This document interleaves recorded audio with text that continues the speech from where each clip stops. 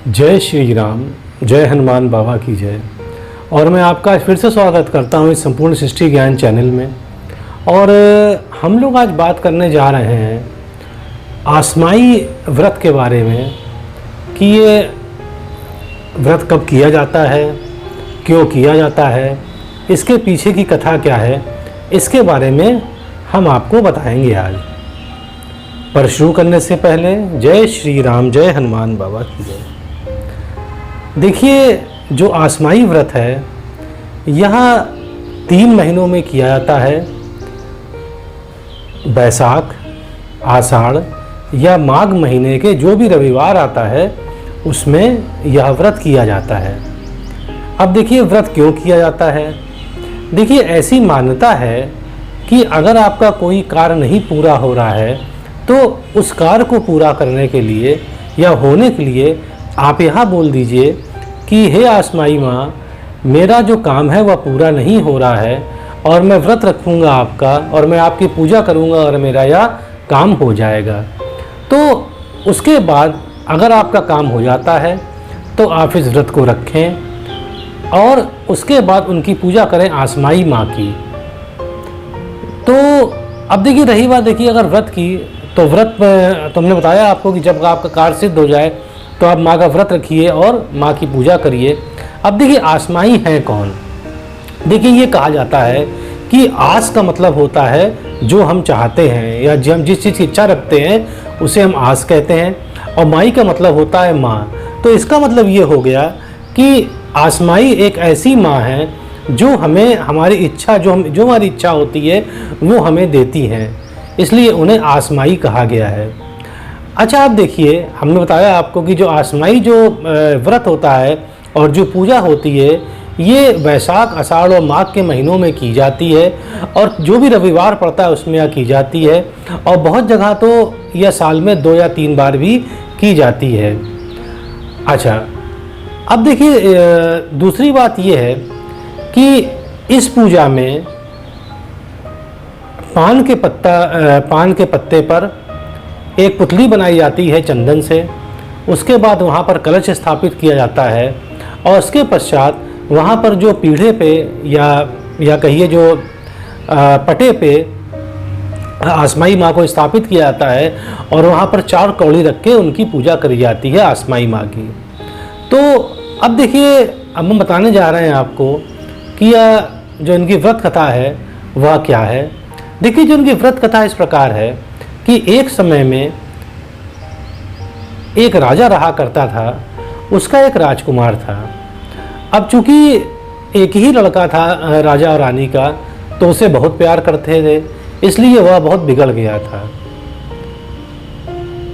अब राजकुमार की हालत ये हो गई थी और इतना वो शैतान हो गया था कि जहाँ पर औरतें या लड़कियाँ पानी भरती थी वहाँ जाकर बैठ जाता था और उसके बाद जब वो पानी भर के चलती थी घड़ों में तो उनकी मटकियाँ वो ईंटें मार के या कोई भी चीज़ मार के तोड़ देता था।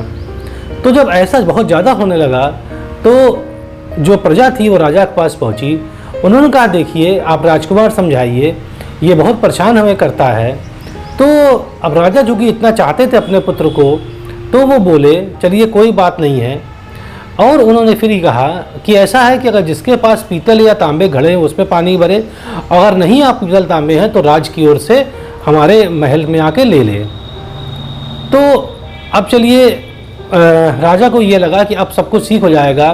पर जो राजकुमार था बहुत ही शैतान था, उसने क्या किया कि लोहे की गोली बनवा ली और लोहे की गोली बनवा के या शीशे गोली बनवा के वो तेज मार के अब वो तांबे घड़े और वो जो भी घड़े थे पीतल के वो भी इनको फोड़ने लगा।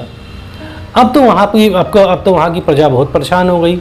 तो प्रजा ने कहा कि देखिए राजन, ऐसा है, या तो अगर आपने राजकुमार को इस मतलब यहाँ से देश निकाला नहीं दिया तो हम राज छोड़कर चले जाएंगे।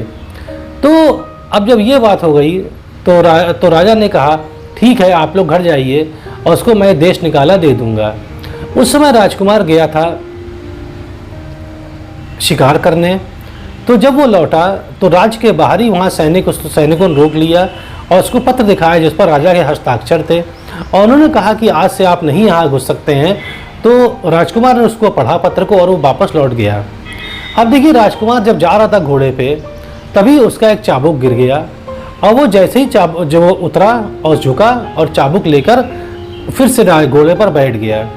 तो उसने देखा कि सामने जो है 4 औरतें खड़ी थीं।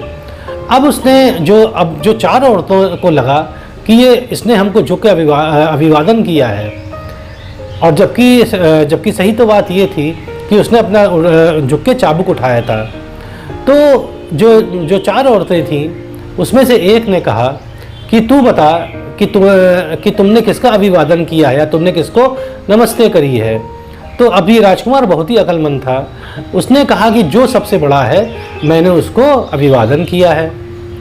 तो वो जो एक औरत बोली कि ऐसा है कि हम सभी लोग उम्र में बराबर हैं, तो यह तो कोई अच्छा जवाब नहीं है, तो तू बता कि तूने किसको अभिवादन किया है।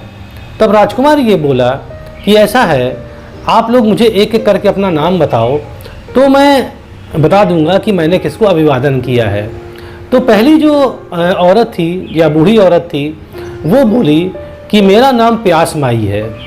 तो उसने कहा, तो राजकुमार ने कहा कि मैंने तुम्हें अभिवादन नहीं किया है क्योंकि क्योंकि तुम्हारी कोई स्थिति अच्छी नहीं है, और क्योंकि तुम्हारी प्यास तो या तो गंगा जल से बुझ सकती है या वो गंदे पानी से बुझाई जा सकती है, इसलिए मैंने तुमको अभिवादन नहीं किया।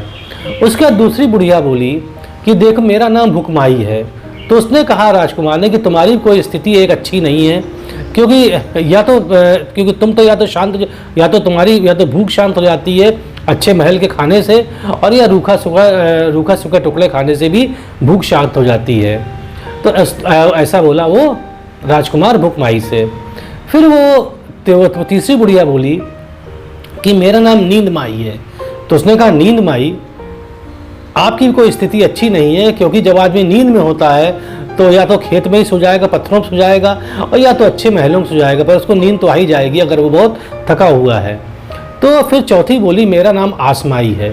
तो उसने कहा कि मैंने आप ही को प्रणाम किया है क्योंकि आप सबकी इच्छा पूर्ण करती हो, और आस का मतलब इच्छा होता है और माई का मतलब माँ है, तो आप ऐसी माँ हैं जो सबकी इच्छा पूर्ण करती है, मैंने आप ही को अभिवादन किया है।